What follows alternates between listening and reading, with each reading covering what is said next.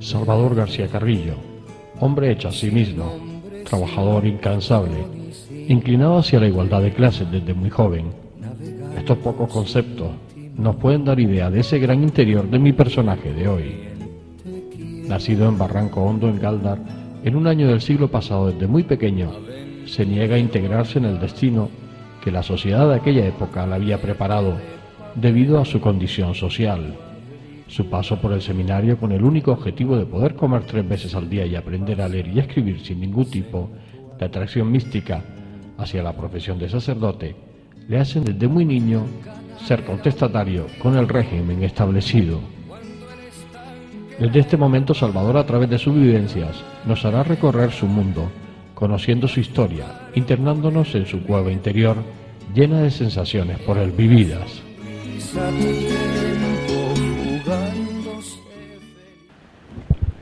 Salvador, ¿cómo fue tu infancia? Fue corta, ¿no? Mi infancia, en realidad, yo no sé lo que es la infancia. Yo nací en Barranco de Gáldar, éramos de una familia de 12 hermanos, pasábamos hambre. Sí, porque cuando se escucha eso de decir pasar hambre, pasar hambre. Hambre. Y entonces, pues, yo era medio enfermizo y me mandaron a Las Palmas, estuve en el Hospital San Martín y luego desde allí me metieron en el seminario. ¿En el seminario? ¿Con qué años te metieron? Tendría yo 8 años. 8 años. 8 años con la intención de quitar una boca de comida en mi casa porque no había que comer. No había que comer. Y entonces eso lo hacía muy bien en aquel entonces los párrocos de los pueblos, pues cuando había familia con muchos hijos, al seminario. Cogían uno y mandaban al seminario. O sea que tú con 8 años fui al seminario, luego a los 13 años, 14 años salí del seminario. Mis padres plantaban tomate en la aldea de San Nicolás, era parcero, con los González, y me di cuenta que aquel mundo no era el mío. Pero antes de llegar a esos 13 años, cuando tienes esos 8 años, ¿cómo te acuerdas de aquellos, o tienes algún recuerdo de tus años muy pequeños, si había juegos y...?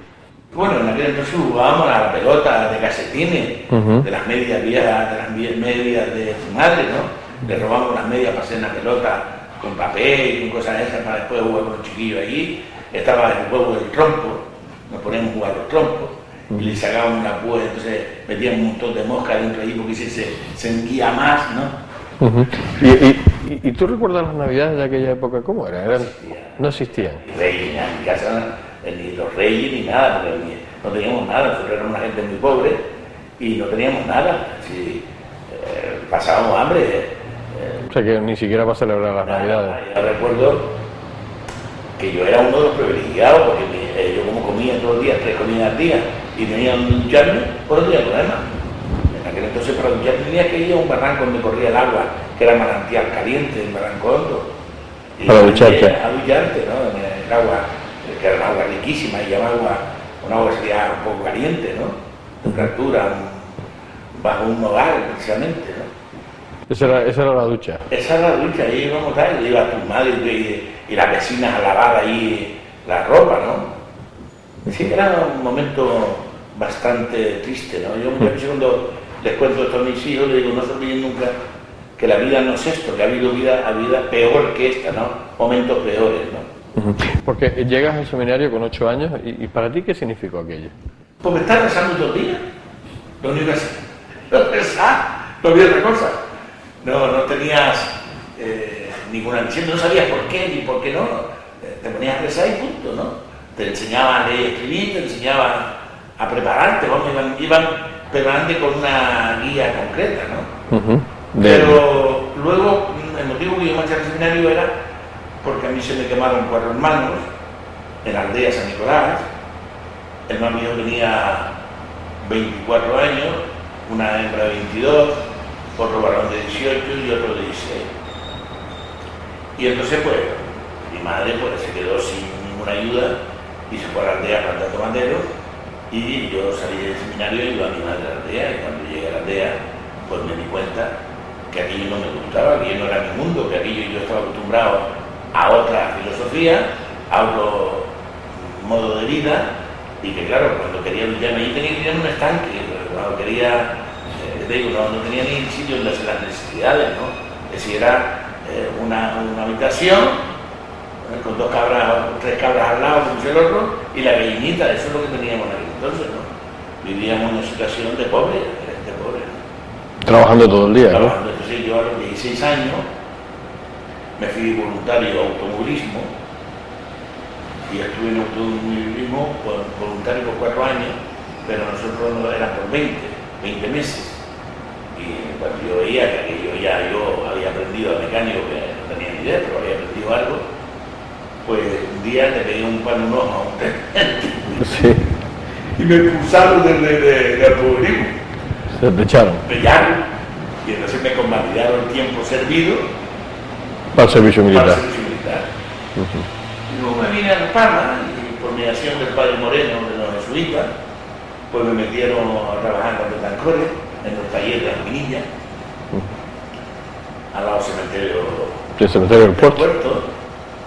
Y iba todos los días de la calle Benetiaro a las minillas caminando, y iba en las minillas a la calle Benetiaro por todas las carreteras para allá, porque no tenía dinero para pagarme todos los días la guagua ahí de venir. Y en Benecharo porque tú vivías allí. Vivía en la calle Benetiaro en una pensión.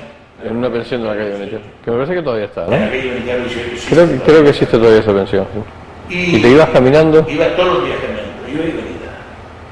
Y entonces, pues un día, don Domingo Bernacó pues, me eligió como secretario para sus cosas particulares.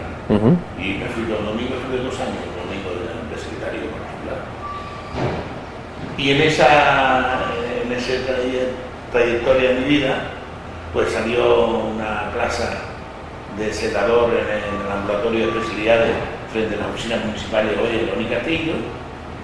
Me metieron ahí y compartía las dos cosas, es decir, compartía estar trabajando de celador y de secretario de Don Domingo, un sitio para ganar la sentilla, ¿no? ¿Cómo era? Tú sales del seminario con 13 años, 14 años. Tú no tenías tiempo para la diversión de joven, ¿no? Porque No, nosotros no sabíamos ni lo que era un baile, ni nada, por lo que hoy es la infancia, ni siquiera la juventud. nada, no he vivido ese momento en mi persona, sí, pero nunca he sabido lo que es el disfrute de la juventud, ¿no? Tener un regalo, tener algo, porque no existía en la corporación familiar y el seminario no tenía nada, pues, ¿no? Y después cuando sales del seminario y empiezas... Era eso, en la de San Nicolás era una persona sonámbula, ¿no? Me da cuenta que ni los chicos que estaban allí era mi entorno, ni era mi forma de haber vivido, y me da cuenta que yo estaba en un mundo distinto al que en realidad estaban los demás que estaban allí, ¿no? Distinto mentalmente, de necesidades iguales, ¿no? Claro, pero llegas a trabajar aquí a Las Palmas. Entonces ya yo me vine a Las Palmas, me puse a trabajar. Pero tampoco tienes momentos... Aquí le ayudaban a mis padres, se ayudaban con dinero.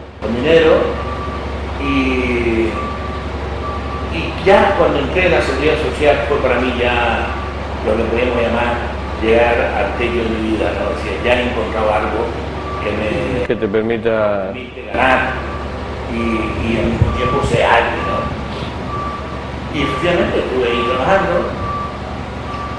y en el año 71 vinieron las elecciones sindicales y me eligieron a Clínica del Pino, celador, y me eligieron presidente del sindicato que se llamaba la Unión de Técnicos y Trabajadores de Actividades Sanitarias. Y equivocarme en la clínica. Estamos hablando del sindicato vertical. Ya salí en la sindical en la clínica, luego salí por todas las clínicas, me eligieron vocal, y todos los vocales de todas las clínicas me eligieron presidente. ¿Cómo era eso del sindicato vertical? Era sindical en tu empresa, después concursabas, te presentabas a ser vocal provincial y después los vocales provinciales todos te elegían presidente de la Unión de Técnicos y Trabajadores.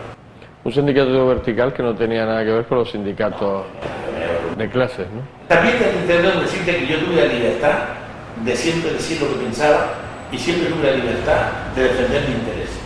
Con intereses sanitarios, no los míos personales, los de toda la gente que yo representaba. Y luego eso me abrió las puertas, porque automáticamente me fui era vocal nacional nato, y luego en Madrid pues me nombraron de la Ejecutiva Nacional. Eso me daba pie para ser vocal nato del Instituto Nacional de Televisión, que era mi empresa. Con lo cual, en aquel entonces yo tenía mucho poder por esas circunstancias, ¿no? Porque estaba en el Consejo del INP a nivel nacional y en el Consejo del INP a nivel provincial. En aquel momento echabas para atrás el recuerdo de todo lo que tú habías pasado como niño, como joven, al llegar ahí. Yo nunca me he olvidado, y siempre se lo digo a mi familia, a mis hijos, de las necesidades y de las penurias que nosotros pasamos y de la carencia. Yo nunca he olvidado mi historia. ¿De dónde vienes? Yo sé quién soy, sé de qué familia vengo y sé el recorrido de mi vida. Hay, como en todas las cosas, hay luces y sombras, ¿no? Más sombras que luces. Se me olvidó decir que desde hace 15 o 20 años para acá, mi vida fue otra. Empezó a cambiar mi vida, empecé a ver otros mundos, empecé a ver mis posibilidades y hoy me considero una persona muy agraciada.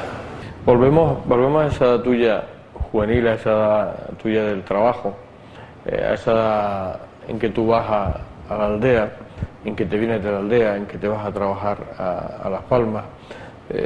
Para un muchacho de aquella época era normal tanto ajetreo, tanta... No, lo que pasa es que yo me fui huyendo de la aldea. Porque tan joven y ya estabas tomando tus decisiones. Yo me fui con 14 años, con 15, yo me fui de allí con 16 años, estuve en la aldea 2 años. Y yo tengo que reconocer, la gente de la aldea ayudaron mucho a mi familia. Yo soy una persona muy agradecida con la aldea San Nicolás. Soy hijo adoptivo de la aldea, fui propuesto y nombrado hijo adoptivo de la aldea y del pueblo aldea. Y yo quiero mucho al pueblo aldea, porque ayudaron mucho a mi familia, mi madre, mucho, padre, que ayudaron cuando nosotros pasábamos auténticas necesidades. Por lo tanto, yo soy una persona muy agradecida. Siempre lo he sido, pero concretamente es un pueblo al que yo quiero y lo llevo en mi corazón.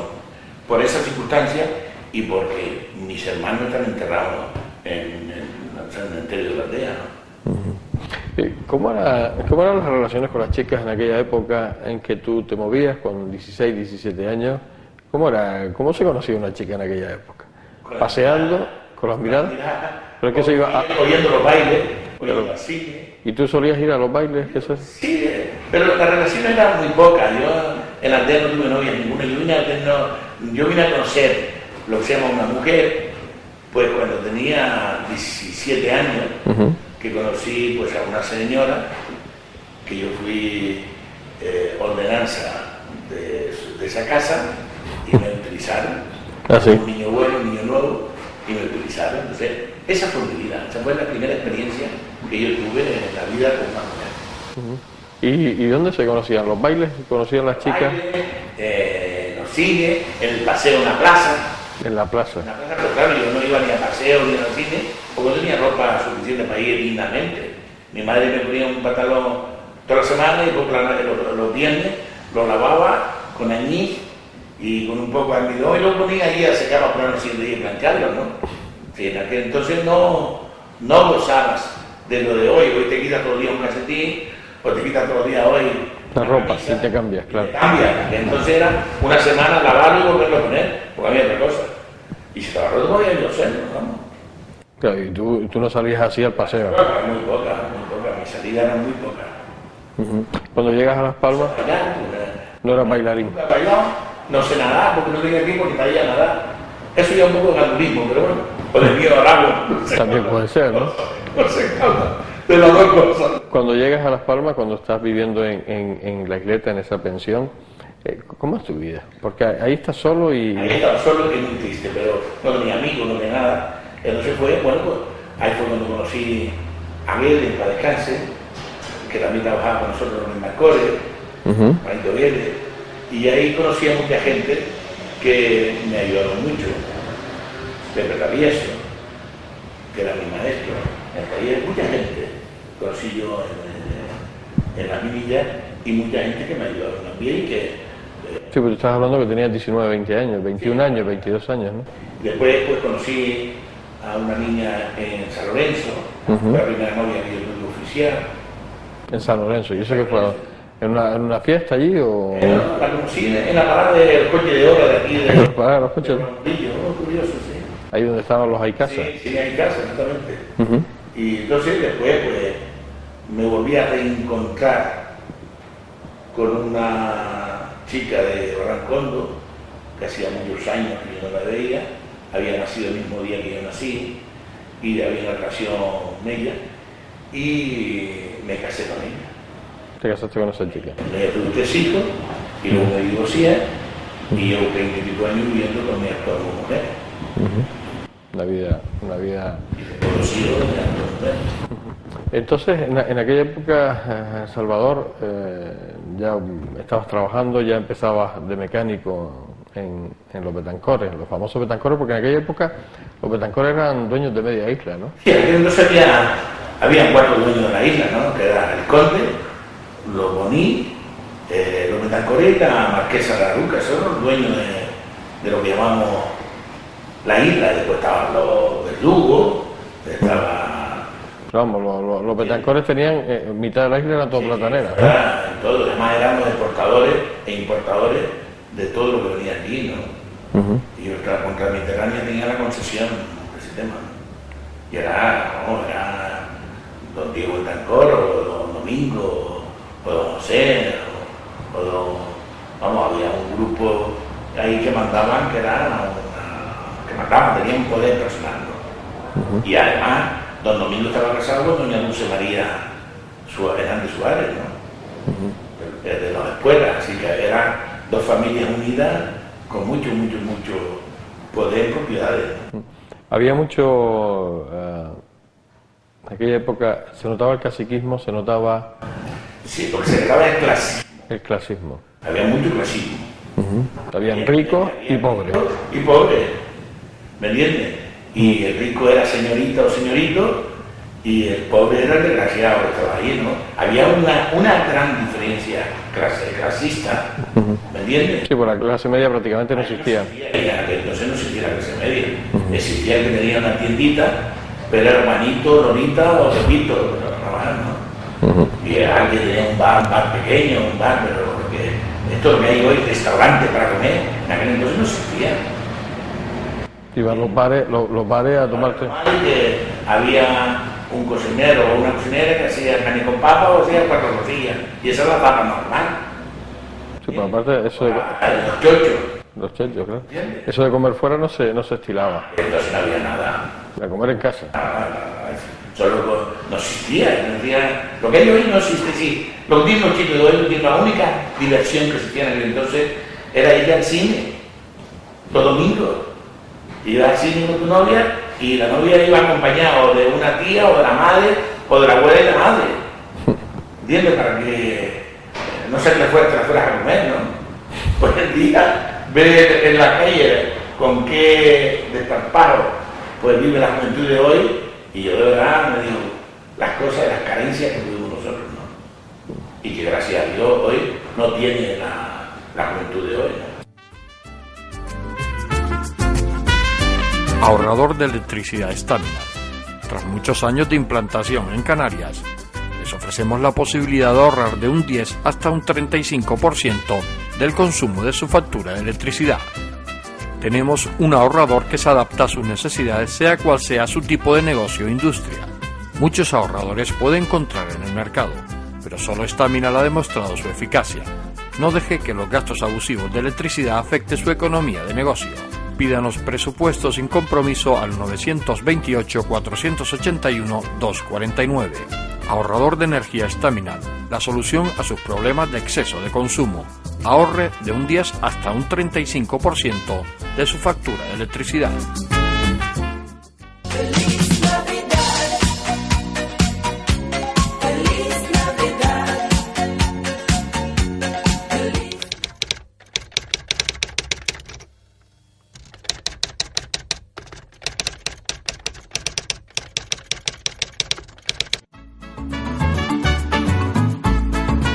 El ahorrador de electricidad Estaminal es el único aparato en el mercado que reduce el consumo de electricidad tras haberse instalado en miles de hogares en Canarias.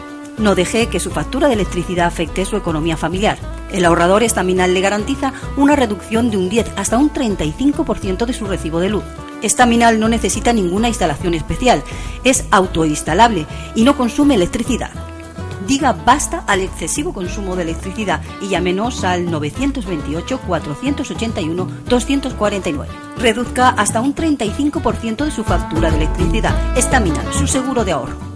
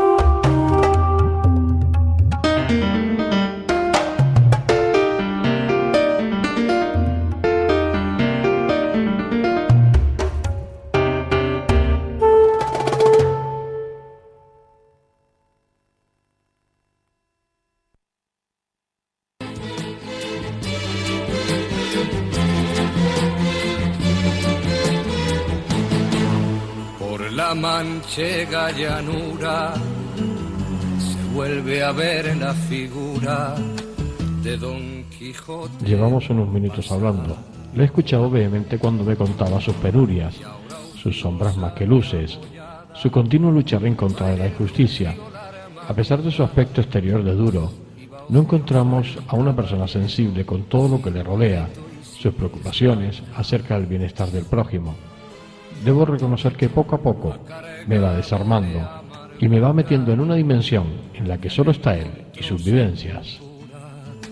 Su amoroso batallar va cargado de amargura, que allá quedó su ventura. Salvador, estamos hablando de que llegas a esa edad, 20 y pico de años. ¿A qué edad te casas? Pues yo me casé a los 23 años. 23 años. En aquellos tiempos ya era un hombre, ¿no? A los 23 bueno, años. fue una cosa curiosísima, ¿no? Porque cuando yo me casé, les dije en aquel entonces a los que eran mi suegro, un día le dije, le invito que el 20 de enero me caso. Así fue como yo dije que me iba a casar. Que te dio un impulso, diríamos. Sí, pues yo creo que fue la inconsciencia, ¿no? También yo creo también que el hecho de yo casarme así tan deprisa fue por contarme solo, ¿no? Por estar solo en La Palma, viviendo en la pensión. Y entonces pues me voy a casar. Y fue tanta la ignorancia que era entonces que me casé y después mi mujer vivía en Barrancondo y yo vivía en La Palma. Iba yo un fin de semana a verla, ¿no?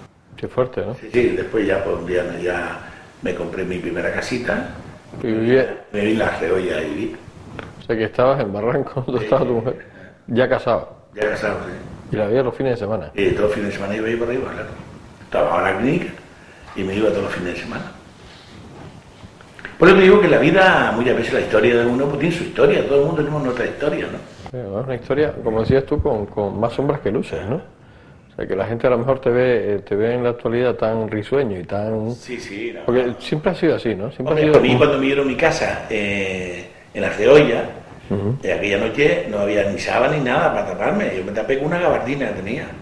La primera noche que me dieron mi casa, que también me dieron, que compré los muebles y compré todo eso, pues claro, no tenía nada, me dio el crédito, la mutualidad laboral en aquel entonces, que te daba un crédito. Famosa mutualidad laboral. Me dieron las 50.000 pesetas que me costó mi casa, ¿no? 50.000 pesetas. 50.000 pesetas me costó en aquel entonces. Y me la dieron la mutualidad laboral, ¿no? Bueno, terrible, ¿no? Pero para y pagarla, a las ¿no? 6 de la mañana oía a los paracaidistas Tocar Diana. tocando Diana, porque como era al lado mismo, en el mismo cruce, había casillas que estaban ahí antes, pues ahí viví yo. Y ahí pues empecé a mi vida y luego ya me compré una casa en la avenida de Escalerita, o sea, compré a Dragao y ya empecé a progresar. A progresar, ¿no?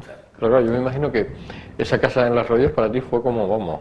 Para mí fue como fuera un palacio. Un palacio, claro. No tener nada, tener una casita pequeña, 3 habitaciones pequeñas, cuando hoy tenía 65 o 70 metros. Hoy cuando habla de habitaciones de 35 o 40 metros, digo, bueno, pues 65 tenía yo. Tenía mi cocinita, mi baño, mi habitaciones. En 65 metros. 65 metros. O sea que eso era, vamos, el palacio de Buckingham, ¿no? Para mí era, bueno, cuando yo decía que tenía mi propia casa, es que ni me lo creía. Muy fuerte, muy fuerte el tema. Curioso, ¿no?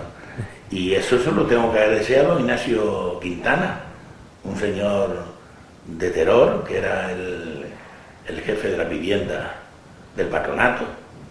El señor fue el que me consiguió la casa. Y gracias a él, pues... ¿Tuviste tu primera casa? Tuve mi primera casa. Y yo tengo en mi memoria las personas que me han hecho bien, que han sido muchas personas las que me han ayudado y me han hecho bien. ¿Te consideras buena persona, Salvador? Yo me considero una persona que hace bien a la gente y que lucha por la gente, en general. Y que cuando hago un bien nunca miro en si me lo va a pagar o me lo va a tener en cuenta.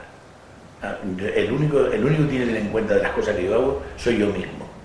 Y yo en este mundo lo habré hecho a alguien mal, habré ofendido a alguien, pero se llama consentimiento, hacer bien a mucha gente, mucha gente. Tienes más amigos que enemigos, me imagino. Bueno, yo empecé a tener amigos, es curioso, amigos tengo muchos en todo el ámbito de la sociedad, ¿no? Pero empecé a tener enemigos cuando teníamos cuando empezamos a tener poder dentro del Partido Socialista de la UGT. Ahí empezó los rivales, no, sino empezó la rivalidad o el ansia de quitarte tu puesto para el otro cogerlo, ¿no? Y ahí empezó a tener yo más amigos, más críticas que la sociedad externa en la calle. Aquella frase de Adenauer, ¿no? Que es histórica, porque yo la he vivido en mi propio ser, ¿no?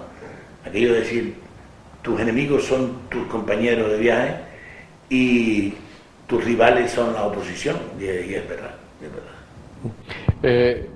A ti te da por meterte en política muy joven, ¿no?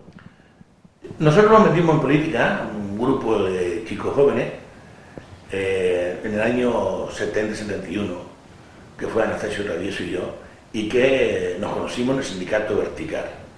Ahí empezó nuestro movimiento político.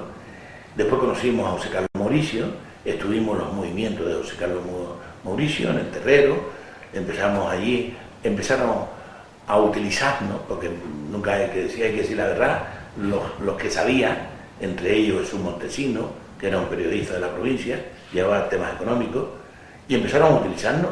Y en un momento determinado, pues pudo más la oferta, por llamarla de alguna manera, ideológica de Montesinos, que la oferta ideológica de José Carlos Mauricio, ¿no? Y nos quedamos con Montesinos, y en el año 74 rompimos con el sindicato vertical y nos venimos y montamos en San Bernardo lo que se llamó la UGT, ¿no?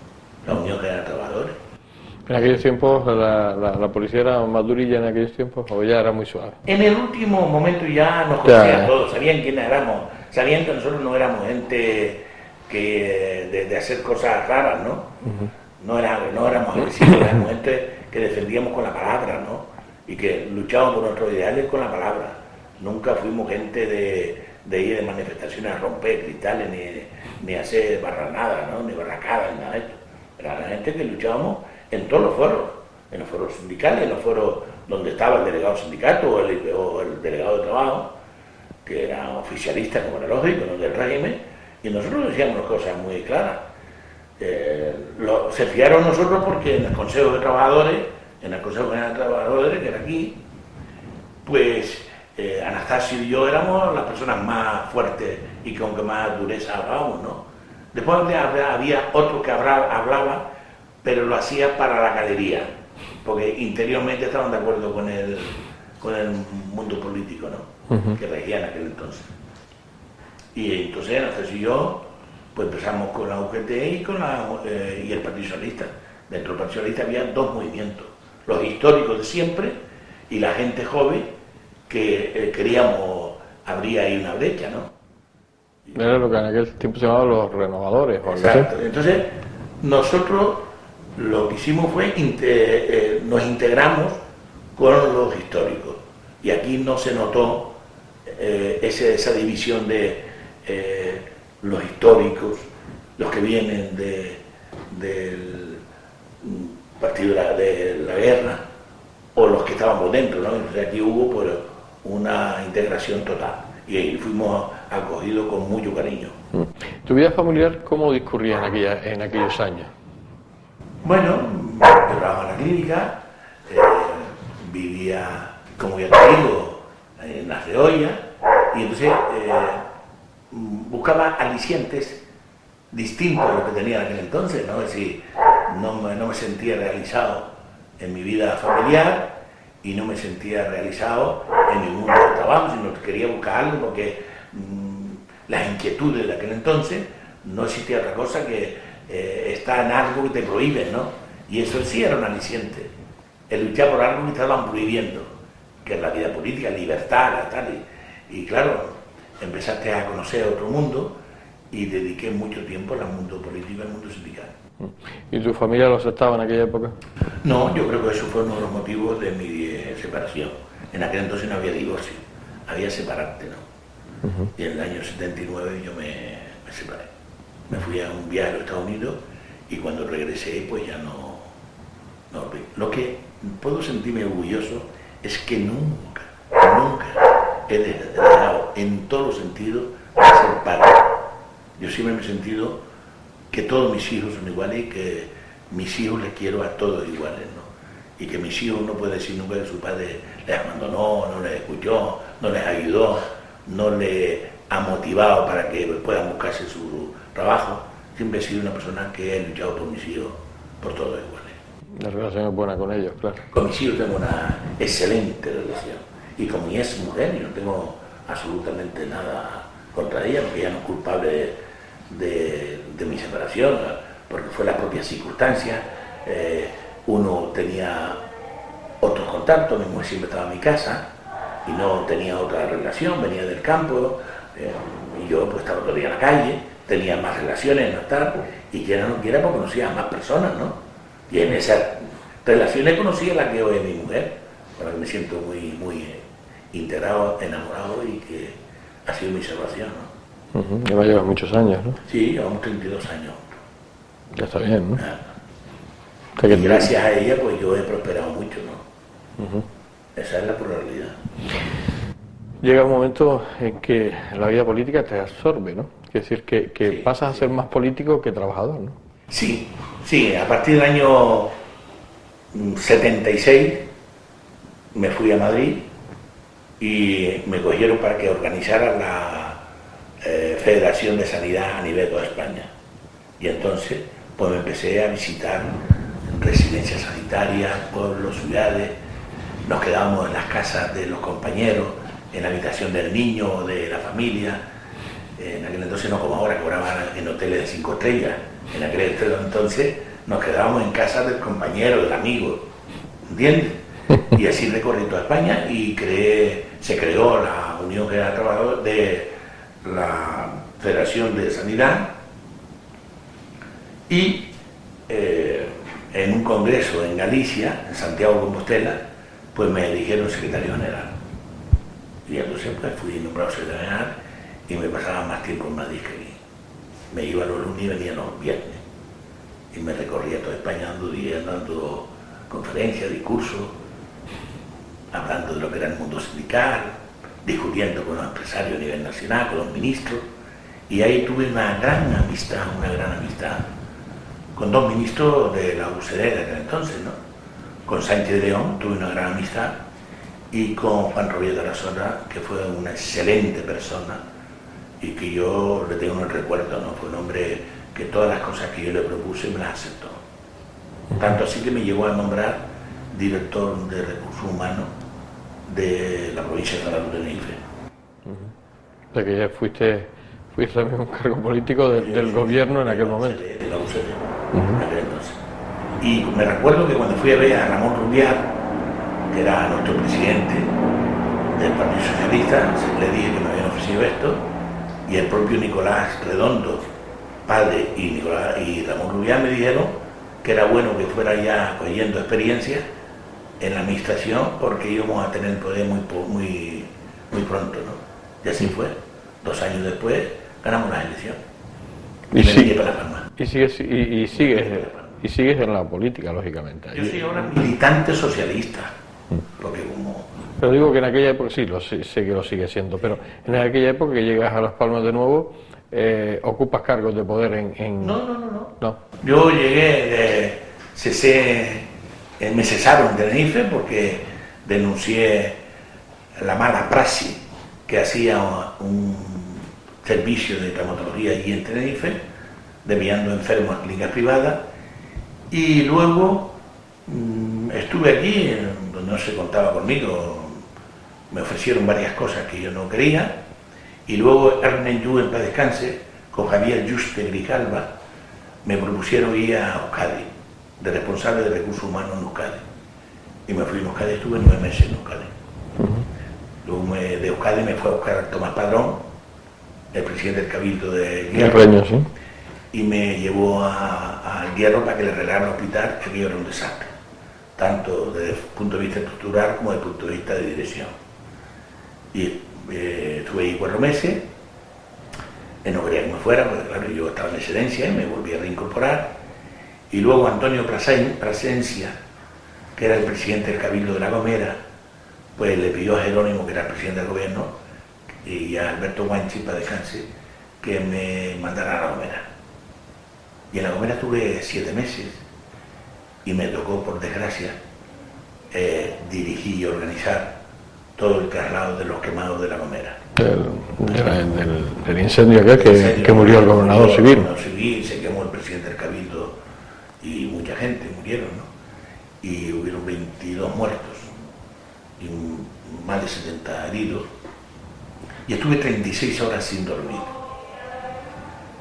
Nunca he tenido una expresión de agradecimiento por todo lo que yo hice en La Gomera. Ni por el presidente del Cabildo de La Gomera, que es compañero socialista, ni por ninguna autoridad, porque si alguien organizó, dirigió y llevó a buen puerto aquel desastre tan grande, ese fue el gerente de Salvador García Carrillo, que era yo.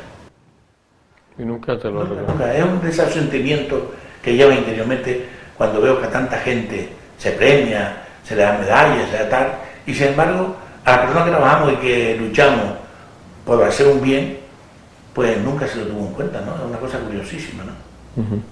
Tu vida sigue transcurriendo en política y trabajo, ¿no?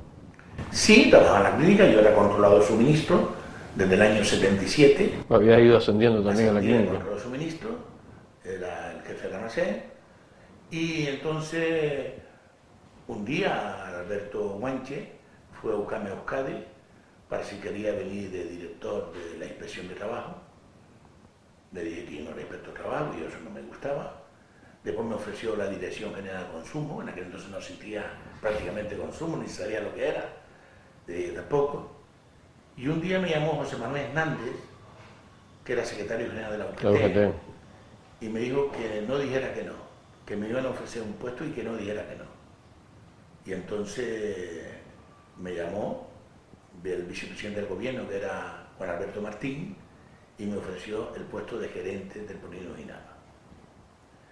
El presidente era Jerónimo, yo llamé al presidente Jerónimo, con el que siempre he tenido una gran amistad y un afecto terrible, ¿no? Yo me siento muy identificado con la honradez y la honestidad de Jerónimo Saavedra, y me nombraron gerente del Polinos Inama y yo les puse una serie de condiciones que se aceptaron.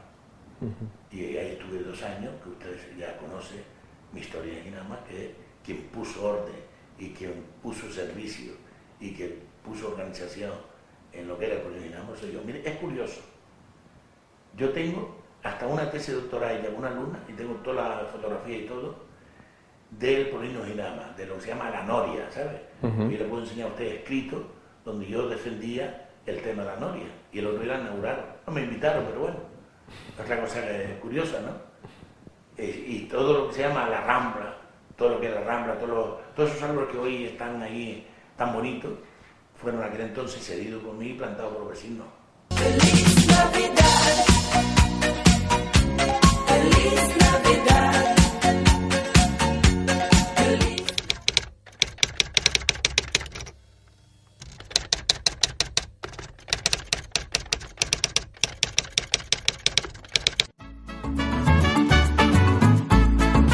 El ahorrador de electricidad Estaminal es el único aparato en el mercado que reduce el consumo de electricidad tras haberse instalado en miles de hogares en Canarias. No deje que su factura de electricidad afecte su economía familiar. El ahorrador Estaminal le garantiza una reducción de un 10 hasta un 35% de su recibo de luz.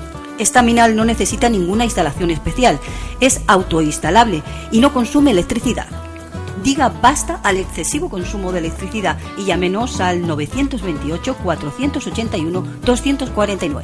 Reduzca hasta un 35% de su factura de electricidad. Estaminal, su seguro de ahorro. ¡Feliz Navidad! ¡Feliz Navidad!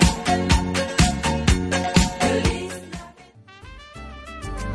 Navidad! Ahorrador de electricidad Estaminal.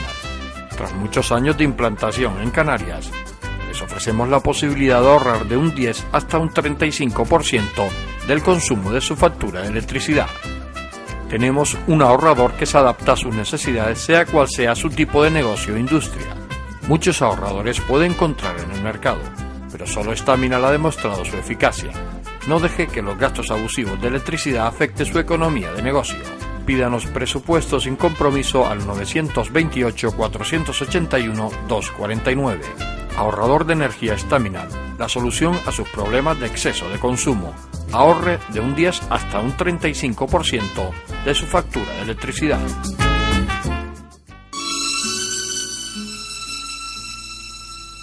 Uno se cree que los mató el tiempo y la ausencia. Su vida política, que forma gran parte de su existencia, la toma con total dedicación.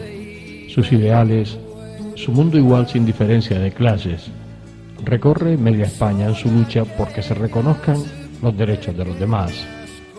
Ocupa cargos de dirección, pero no olvidando nunca de dónde venía y quién era. Salvador es posiblemente el personaje que más me ha llamado la atención en el momento de hacerle la entrevista por el concepto que tenía prefijado con él. como un ladrón, te acechan detrás de la puerta, te tienen